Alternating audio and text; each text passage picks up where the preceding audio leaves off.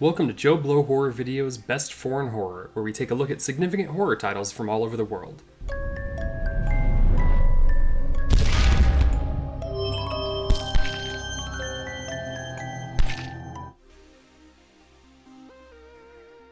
In the early 30s, Adolf Hitler and his inner circle became obsessed with the occult.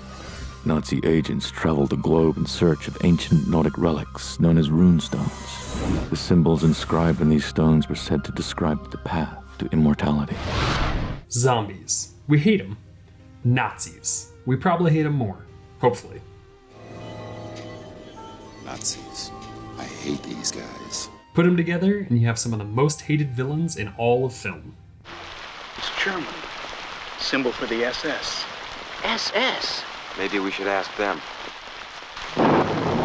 Better face the fact that zombies have declared war. Our fate's now in our own hands. We must find a way to safeguard our town from the mad, murdering zombies. No one feels bad for Nazi zombies. Shoot them, stab them, set them on fire. The audience will love it. Over in Norway, they made a whole movie about killing them on the mountaintops, and we, the lucky audience, get to watch. Dead Snow came out about 5 years after Shaun of the Dead, which had turned the zombie comedy with real scenes of horror into a pretty popular genre.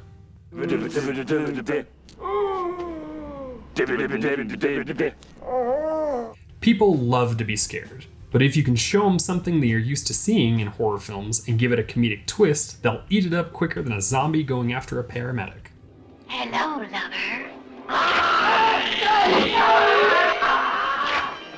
This film seemed to hit at the right time with exactly what the fans were wanting. I'd like to thank you guys for watching Best Foreign Horror, and ask that if you enjoy our shows, please subscribe to our channel right now. Like this video and click on the bell so you can be notified each time a new video goes up. And now, back to the show. The movie opens with a woman running through the wilderness while being chased. We are then shown that the men that are chasing her are in World War II era Nazi uniforms. They finally catch up to her and swarm on her fallen body. Then they begin to eat her alive. We are then introduced to 7 medical students who are coming up to a cabin in the woods to spend their spring break. They mention that their friend Sarah, who owns the cabin, will be meeting them there later. As they begin drinking and having a good time, a mysterious hiker shows up to their cabin. Some of the students don't want to let him in, but eventually they relent, and he comes in to warm up. While sitting around the fireplace, he tells them about the local history. During World War II, the local village was put under Nazi rule. For 3 years, the Nazi beat and tortured the locals. When the war was drawing to a close, the soldiers looted all the valuables in the area. They started to withdraw from the area, but the citizens staged an uprising and killed some of the Nazis. The rest were chased into the mountains where it was assumed they had frozen to death. The hiker states that the area still has an evil reputation, and to be careful about staying in the mountains. After he leaves, the students go right back to party. The next morning, Sarah still hasn't arrived, and they begin to get worried. Vigard takes the snowmobile to see if he can find her in case she got lost.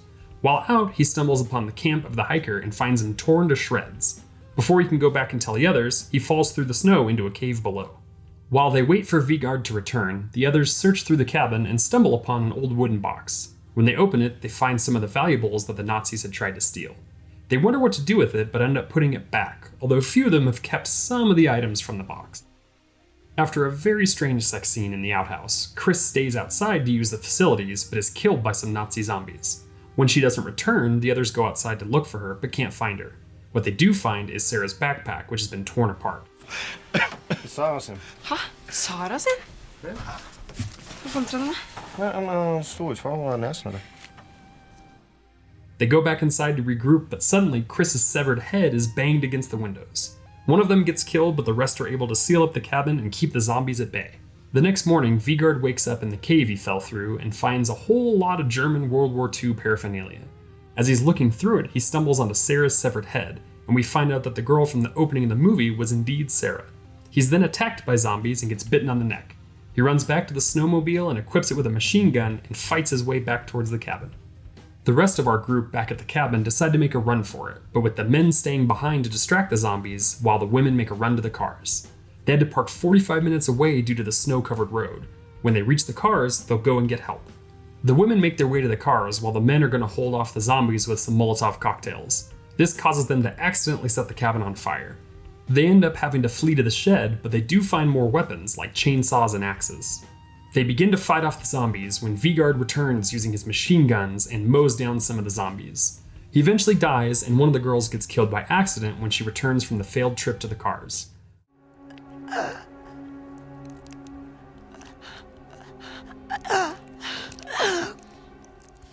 One of them is bitten on the arm but opts to cut it off with a chainsaw to keep from turning into a zombie.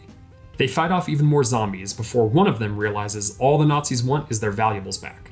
They give it to the zombies and run off. As the lone survivor reaches the car, he feels a coin fall out of his pocket. Just then a zombie smashes on the windshield and we're left wondering if he got out alive. All the best parts of this film involve some sort of fantastic zombie action. In the opening of the film, it sets the stage right away as the Nazi zombies chase the yet unnamed Sarah through the woods and finally catch her before she can reach her cabin. We see their ferocity and pack instinct showing us how dangerous they can be. When the guys decide to take on the zombies while the women run to the cars, we're given some funny hijinks.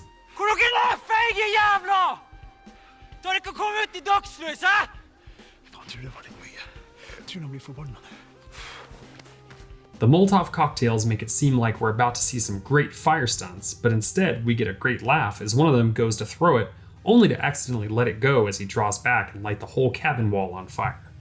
From there, the guys have to run out of the cabin, but do find the stash of weapons in the shed. Seeing all the weapon choices just gears us up for the final battle.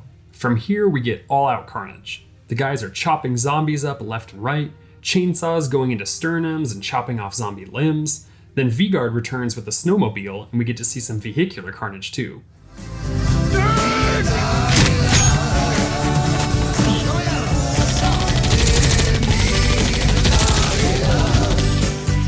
Dødvakt. Hvor faen har du fått et maskingevær fra? Tja, vært litt opptatt. He runs over a few zombies, and then for one, just places the back of the snowmobile on its face before revving the engine and tearing the zombie's head up. Another zombie approaches and gets its arm stuck in the motor and is destroyed in the exact same way. Just all around great zombie carnage here. But soon the tables turn and Vigard is stabbed repeatedly by the zombies before getting picked up and pulled completely apart. The effects here and in the rest of the movie are just top notch.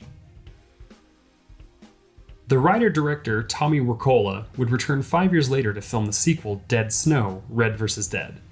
The actor that played Martin returned to continue the character's journey in fighting the Nazi zombies. First zombie squad kill. Wirkola would later go on to direct the American film Hansel and Gretel: Witch Hunters, and bring a couple of the actors with him. The style and energy from Dead Snow would translate well to tell that story to American audiences.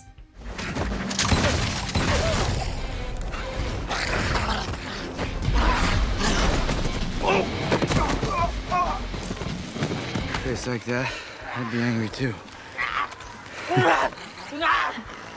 You shut up. His latest film, The Trip, starring Noomi Rapace, was released in 2021 and has been getting some buzz for its fun style. Skulle du stycka mig? Hold kjeft! 2 millioner hvis du blåser huet henne her og nå. The movie proved to be popular the whole world over. While it didn't hit theatrically in the US, it certainly found its audience on video.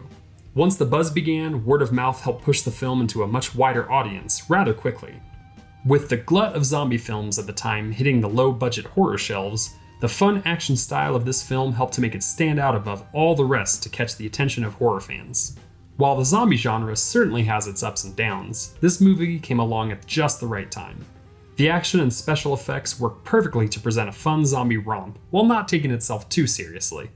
In a genre that sometimes likes to use the zombie infestation as a theme for fighting against death, Dead Snow is able to let the viewer have a great time watching an over-the-top zombie film without all the heavy subtext. They were Nazis, they became zombies, now they're Nazi zombies. It's refreshing just to have fun in a movie and not have to leave it thinking about the frailty of life. You can simply leave and think to yourself, the snowmobile destroyed that zombie's head, and that's all you can ask out of life. Thank you for watching our show. If you like what you see, please subscribe to our JoBlo Horror Videos channel. Tell your friends who like this sort of content and turn on the bell to receive notifications for all our latest videos. We're an independent company and we appreciate all of your support.